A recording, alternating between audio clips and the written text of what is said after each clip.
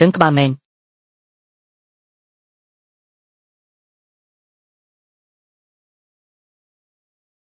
ហើយ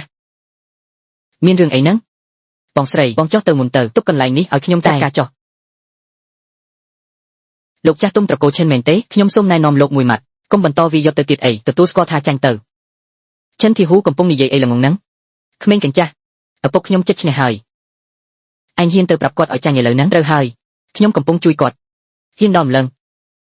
មិញនេះអញគ្រាន់តែឆ្លៀតពេលដែលខ្ញុំមិនទាន់ប្រតិកម្មទាន់ទើបមានឱកាសវាខ្ញុំឲ្យដកថយបានឥឡូវហ៊ានប្រើសម្ដីមកបំភ័យខ្ញុំទៀត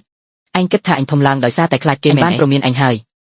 បើមានរឿងអីកើតឡើងបន្ទាប់ពីនេះកុំមកបន្ទោសអញ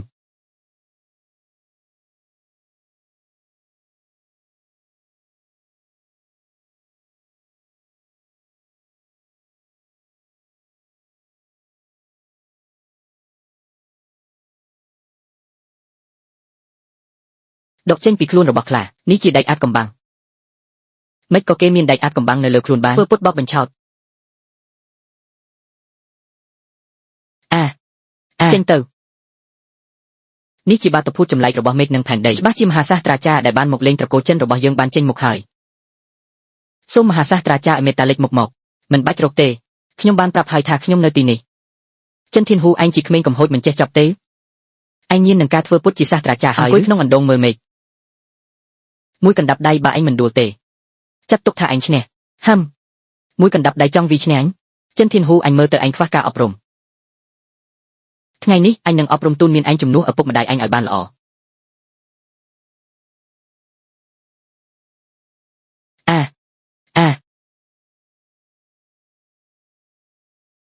ខ្យល់គួយខ្លាំងខ្លាណាស់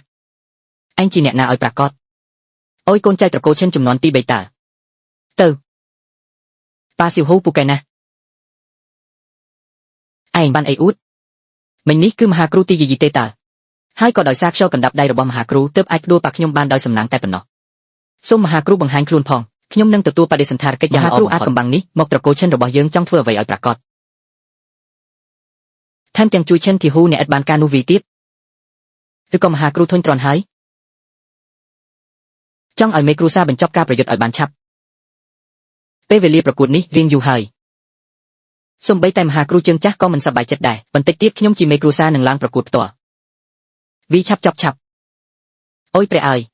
មេគ្រូសាឡើងប្រកួតផ្ទាល់តែម្ដងគាត់គឺជាអ្នកប្រយុទ្ធខ្លាំងបំផុតក្នុងត្រកូលឈិនរបស់យើងសូម្បីតែមហាគ្រូក៏អាចដោះដៃបានពីទឹកដែរឈិនធានហ៊ូក្មេងខ្ចីនេះច្បាស់ជាពិបាកហើយ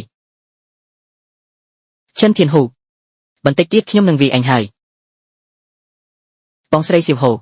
អញកុំបារម្ភអីនៅទីនេះគ្មានអ្នកណាអាចតាំងនឹងខ្ញុំបានទេមកនិយាយពាក្យបែបនេះនៅមុខខ្ញុំពិតជាអួតអាងគ្មានខ្លាចក្រែងមែនបើសិនឯងមិនជឿពាក្យខ្ញុំចាំបន្តិចទៀតខ្ញុំឈ្នះអញត្រូវតែឲ្យខ្ញុំជិះពីលើអញវាលើសង្វៀនមួយជុំមិនដែរហាគ្មានដឹងតូចធំអីសោះយ៉ាងណាក៏អញឈ្នះខ្ញុំមិនបានដែរយកព្រមតាមអញទៅវាម៉េចមហាចៅសឹកព្រីយាងមកត្រង់ផ្ទះត្រកូលចិនសម្រាប់ត្រកូលចិនវិញនេះជារឿងអបអង្គលដ៏ធំដោយសារចៅសឹកព្រីចង់ឲ្យខ្ញុំលឿនជាងបន្តិចអញ្ចឹងសូមប្រយុទ្ធឲ្យឆាប់ចប់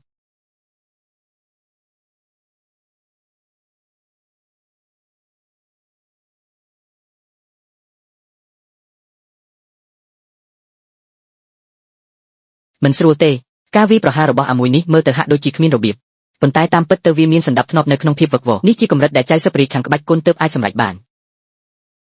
វាគ្រាន់តែជាក្មេងតូចមួយមិនក៏អាចទៅរួចខ្ញុំមិនជឿថាអ្នកដែលហាត់ក្បាច់គុណតាំងពីអាយុ5ឆ្នាំរហូតមកដល់ពេលនេះមានរយៈពេលជាង50ឆ្នាំហើយនឹងចាញ់អាតូចមួយនេះទៅវិញ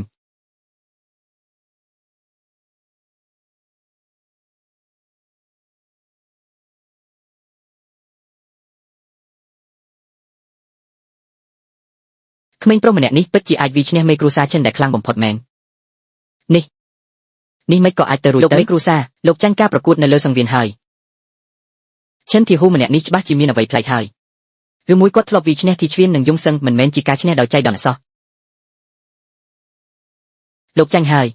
ខ្ញុំចាំបានថាពេលមុនមានអ្នកណាគេសន្យានឹងខ្ញុំថាបើចាញ់នឹងឲ្យខ្ញុំជិះលូននៅលើសង្វៀននោះនេះឈិនធានហ៊ូអញកុំជ្រុលពេកណាខ្ញុំជ្រុលមែនទេលោកមេគ្រូសាមានមនុស្សច្រើនណាស់កំពុងមើលនៅទីនេះលោកក្នុងនាមជាមេគ្រូសាឈិនប្រហែលជាមិនចង់លេបពាក្យសម្ដីខ្លួនឯងវិញទេមែនទេហើយដោយសារតែជាការស្នើសុំពីសមាជិកតូចក្នុងត្រកូលខ្ញុំក្នុងនាមជាមេគ្រូសាមិនក៏អាចលេបពាក្យសម្ដីខ្លួនឯងបានខ្ញុំរងចាំយូរហើយ ចាប់ផ្ដើមលឿនឡើង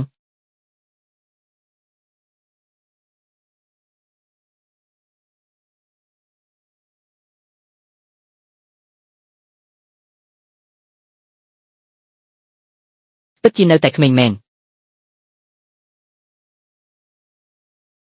និយាយត្រឡប់មកប្រធានបទដើមវិញចិនយីសៀនដោយសារតែពួកអ្នកឈ្នះការប្រកួតនេះហើយអីចឹងក៏ត្រូវធ្វើតាមកិច្ចព្រមព្រៀងដែលបានព្រមព្រៀងគ្នារួចមកហើយទៅផ្ទះរបស់សាខាទី3របស់ពួកឯងយើងខ្ញុំនឹងលេងជ្រៀតជ្រែកទៀតហើយចាប់ពីពេលនេះទៅសៀវហ៊ូ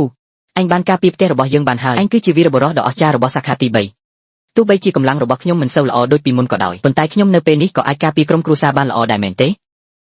សៀវហ៊ូសុទ្ធតែជាកំហុសរបស់បងស្រីទេខ្លួនឯងមានទេពកោសល្យធម្មតាបានត្រឹមតែពឹងលើឯងការពារផ្ទះនេះបងស្រីមិនអីទេ